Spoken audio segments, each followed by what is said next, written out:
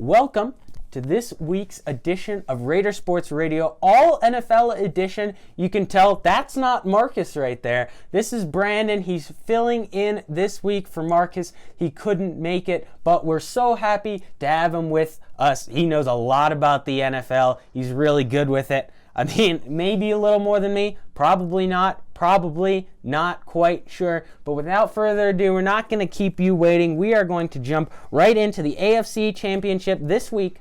We saw the Titans versus the Chiefs. The Titans had the lead early. They were running the ball well, but a couple quick strike touchdowns from Patrick Mahomes and those Chiefs, Patty Ice as they call him, iced the game, put it out of reach for the Titans. Excuse me, not the Texans. They beat him the week before. What was your take on this game? Well, I thought that Patrick Mahomes really solidified his position as the number one quarterback in the NFL. He really just proved to everyone his amazing throwing ability that is just second to no one in the NFL. Lamar Jackson may be able to run, but on that 33-yard touchdown run, he showed that he could also run the ball. Couple jukes, couple spins. Yeah, I was going to ask if you were going to talk about that touchdown run we saw. I remember it was late in the second quarter. I was going for the Titans personally in this game. I was hoping that they'd get him down. Jarrell Casey wrecking ball with Correa back into the backfield. Patrick Mahomes did his little scramble out. I'm like, there's no way he goes anywhere. He's going to run out of bounds. And then he takes off, uses those wheels that he hasn't used since high school to get to the end zone at an NFL level. I mean, that's pretty crazy.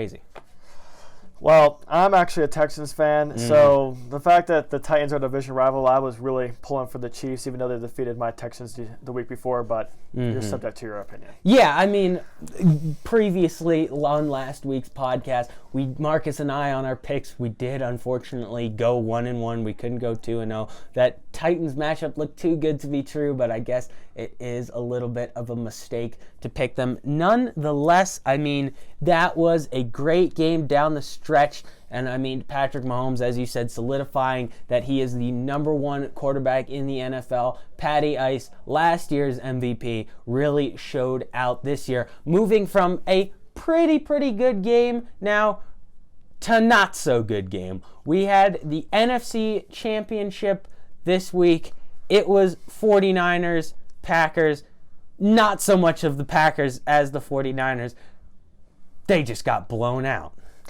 Yeah, that's what we saw the entire game. I know State Farm, however, was pulling for Aaron Rodgers and the Packers because they really wanted the State Farm Super Bowl. It would really be a good marketing tool, but Jimmy G and those 49ers, especially that front five with Bosa, Buckner, and Ford. Can't forget about Solomon Thomas, too. He was a wrecking ball. But you just can't block them all. If they blitz 5 on third down, it's one-on-one, and they're just too good to stop them. Rodgers was under arrest the entire game, no matter how good his offensive line was. Yeah, they have one of the number one offensive lines in the league with the number one offensive lineman. Bakhtiari, a very good offensive lineman. They've been solid at that O-line position all along, but that's right. You can't stop the front five of the 49ers. Absolutely amazing. What else do you think the 49ers did good in that game besides defense? They just dominated the trenches all around. Like on offense as well, their offensive line. They ran for 215 yards with Raheem Mostert, a guy that had been cut by 6 teams before that. I mean, what a story with You're not going to win too. A game when the quarterback is only throwing 8 passes and you can't even stop. You can't stop their offense. So yeah. I mean, and those 8 passes that we did see him throw were pretty good. He was able, the offensive coordinator or in the coaching staff, we personally don't like him here. Kyle Shanahan, he did go to our school's rival, Cherry Creek, but nevertheless, I mean, that offensive coordination that they had was great. They opened up with the run game and absolutely destroyed them in the trenches, as you mentioned. That motion, I think it was on 70% of plays. They lead the NFL in 70% of plays on motion in the backfield. On all those plays, they confuse the defense and they run it. And not only do they run it, that running opens up the play-action pass game. They have a very good offensive strategy there. What do you think the Packers did wrong, though? They were just outmatched. They just couldn't generate any offense. They were just better. Like as you saw earlier in the season, they got blown out 38-3 to the 49ers. Like they can't hang with that team. They had a first-year head coach It was his first ever big game, super big game, and he blew it. Everyone. But I think Matt LaFleur and the Packers have a bright future. He's a bright coach as well. I do think they do have a bright future. This year, though, people may have taken them for granted. A extremely overrated team. Probably the worst 14-3 team I've ever seen. I mean, they really didn't play anyone. They played the Chiefs, the 49ers. That's it. I mean, they didn't play anyone else tough. Their other loss came to San Diego, who didn't make the playoffs, who wasn't even really close to making the playoffs. So a very overrated team, and they showed why they were overrated there. And moving on to the biggest matchup of the year, the Super Bowl is next week. Not this week. This week's the Pro Bowl. We'll get to that later. But the week after, it is Super Bowl season. It is upon us, and because we only have Brandon for this 1 week for now, I want to hear your take on who's going to win this Super Bowl and why. Well, first, I'd just like to mention this is a great opportunity for Kyle Shanahan and the 49ers, especially since Kyle Shanahan, last time he was in the Super Bowl, was the offensive coordinator for the Atlanta Falcons, and they blew a 28-3 lead against the Patriots. So I know he's really looking for revenge on the biggest stage, but I can't rule out Patrick Mahomes in any big game, and I'm gonna go with the Chiefs. That offense is so unbelievable with Hardman, Tyreek Hill, and then a big arm with Mahomes. They just got too many weapons, and especially Kelsey. If you try to run man-to-man, Kelsey's going to destroy you. They just have too many weapons. Andy Reid is an amazing coach, and that defense has greatly improved. They've only since week 11, they've only allowed 14 points per game, including the playoffs, which is just one of the most impressive feats I've ever seen. Yeah, and I mean, you can't forget, this is an interesting stat that you probably have not heard yet. The 49ers, throughout the year, their offense scored more points than the Chiefs' offense. So that's a little bit of an upside-down situation. But on the other end, the Chiefs' defense actually did not allow as many points as the 49ers' defense. So in a matchup where you think the Chiefs' offense, it could be better, and the 49ers' defense, it actually, based on the stats, may be the opposite. In this game, right now, my pick has flip-flopped a lot. I have to agree with you, though, on the Chiefs. I do think the 49ers are a more complete team. I just don't see how the Chiefs can stop that offense. And my number one concern going in, if this was going to be the matchup, as in terms of how I was thinking of it last week, my number one concern for that defense was being able to stop the run, the defense of the Chiefs. But against one of the most powerful rushers in the league, Derrick Henry, only 60-something yards, 1 touchdown. I mean, they absolutely destroyed him. They dominated the line of scrimmage as well. I mean, that's absolutely insane. And I know we won't get to see that State Farm Super Bowl, but I mean, I could definitely go for a high-powered, complete team Super Bowl like this. I especially think that the 49ers could get into a trap because they rely heavily on the run. And considering the Chiefs have really, in these later games, found a way to stop the run, I'm worried that they're just not going to – I don't know how Jimmy G is going to handle the pressure if he ends up having to pass the ball 30 to 40 times in this game.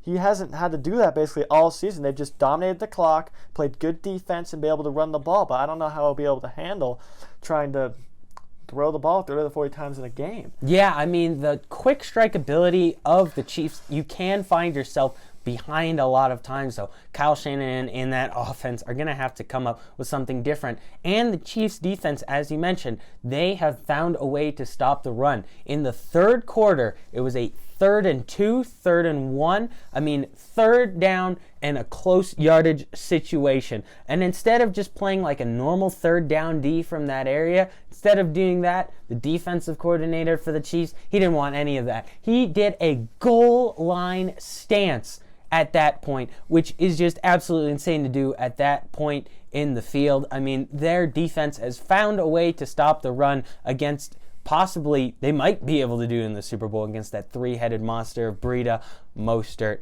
and Coleman. Coleman, that was the other name. Breida, Mostert, Coleman, that is a good lineup. Well, now we're going to move on from the Super Bowl. You heard our picks. Oh, Coleman actually broke his forearm in that game. Oh, that's right. So he is not going to be available.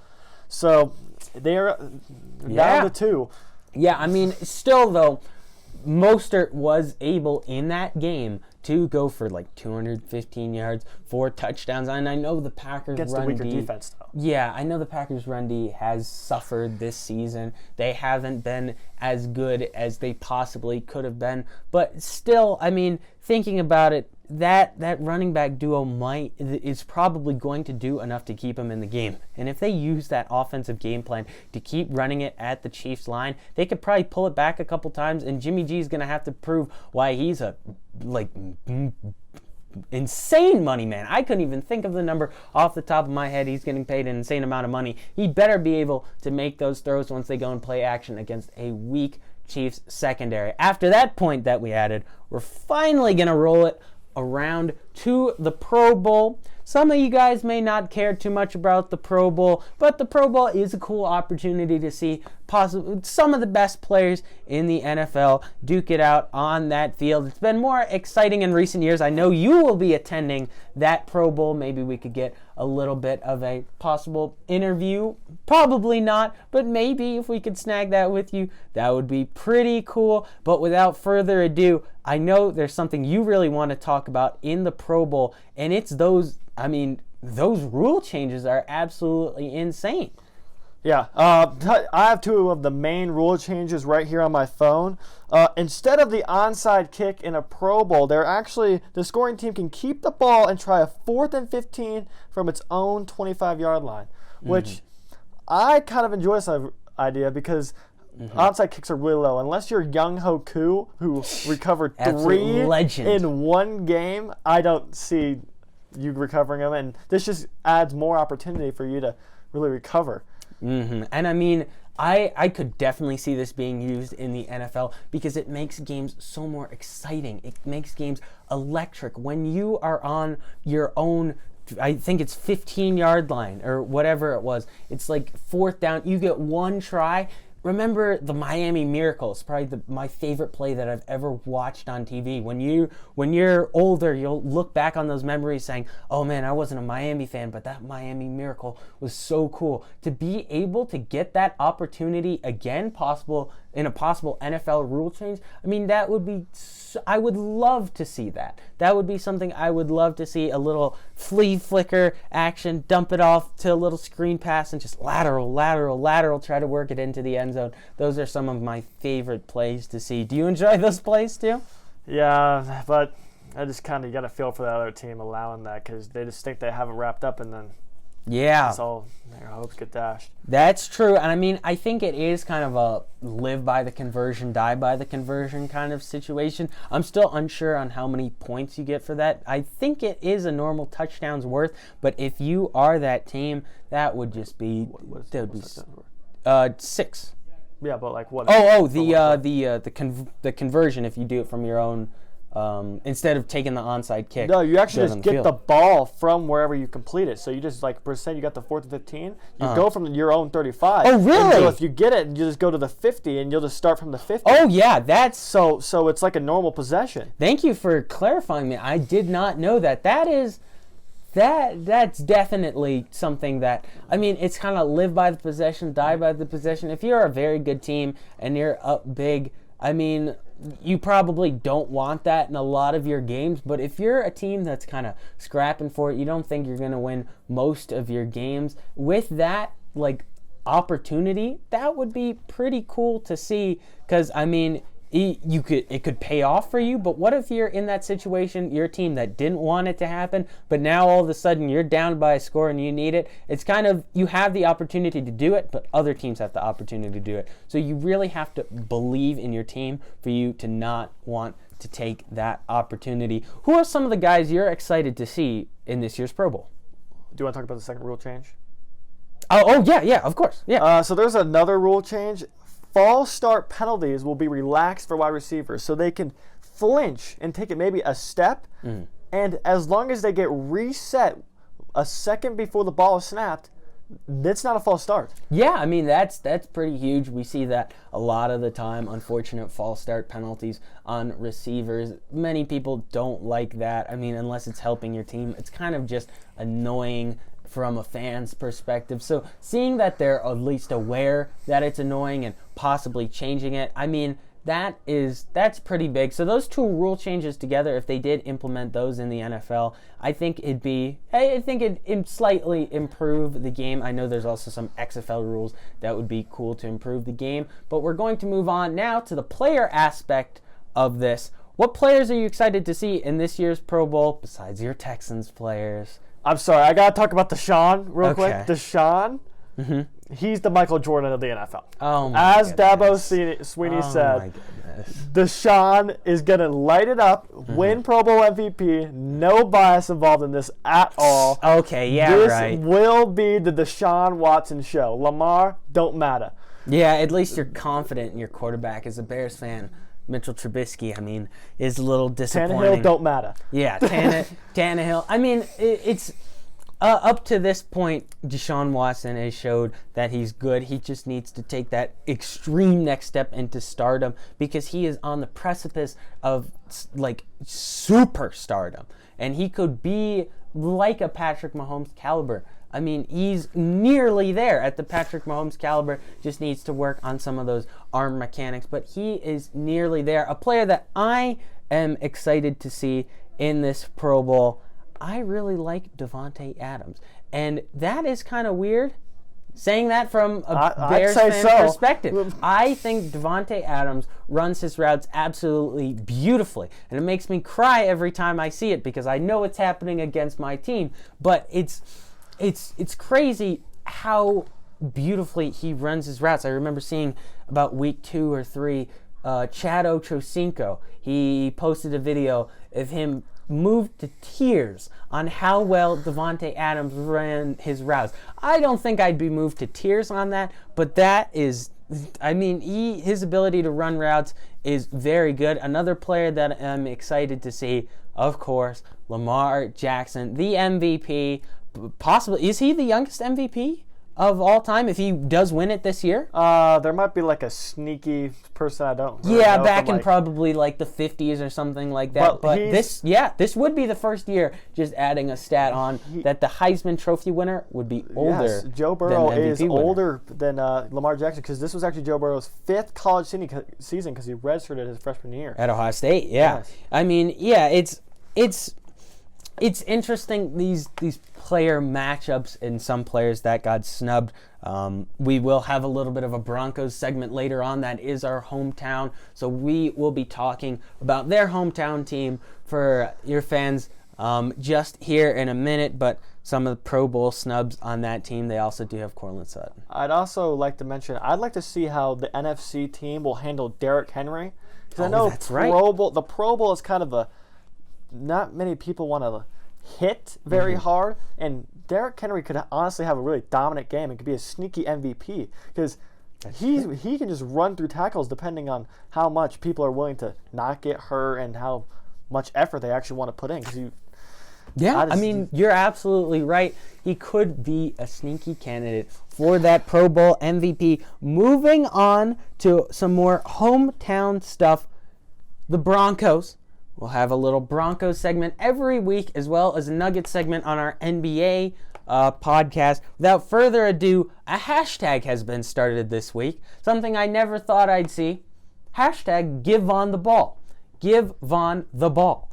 I mean, this was brought up on an episode of Pardon My Take, another podcast that we do support here. And they did mention that Von Miller is the same size as Derrick Henry and does have that offensive ability that he says he has. I mean, that would be pretty huge if you could get Von Miller in some of those goal line packages. I mean, they do have Phillip Lindsay, who really burst onto the scene his rookie season. He may have had a little bit of a down year this year, but I really think he's going to rebound. That just seems like a practical joke to me. Yeah, I mean, and also here's the other thing that I saw that could be useful with the Von Miller thing. If you get Von Miller the ball a couple of times maybe, and then you put him in a goal line stance on offense in the backfield, that defense is like, that ball is going to Vaughn every single time. So what do? You make it not go to Vaughn. You pull it out on some kind of play action thing, dump it off. I don't. The Titans pulled that this week with an offensive lineman who became the heaviest player to ever score a touchdown in the postseason on a catch. I mean, that's something that could be good. Open up the offense that maybe is struggling a little bit. Speaking of offensive struggles for the Broncos, wide receiver. They need more depth at wide receiver after trading away Emmanuel Sanders. Who is someone that you could see them going after? I'm really thinking they're going to be a big guy in play for Henry Ruggs III from Alabama. Mm-hmm. I think in the draft, they have the 15th overall pick. He is really a guy that they've been looking at. Mm-hmm. But honestly... Yeah, I mean, so Henry Ruggs, to me, is kind of like a Tyreek Hill type of player. He's got blazing speed and very good elusiveness, but I think something that would be helpful for Drew Lock is getting more of a big body receiver, and I see that. Cole's already pretty a big guy, though. So yeah, he's a big guy. They need that fast guy. That's why I mean, yeah, a slot receiver would help. If they could trade for a bigger name, little bit like Zay Jones at Buffalo, that would help them, and then draft Henry Ruggs, then they fill that option on the side, and then they also have like another option at wide receiver. That's pretty good. Open up your wide receiver options. Well, that's going to do it for us here. This week's episode of Raider Sports Radio NFL. Brandon Severance filling in this week. I'm Hudson Ridley. Thank you so much for tuning in.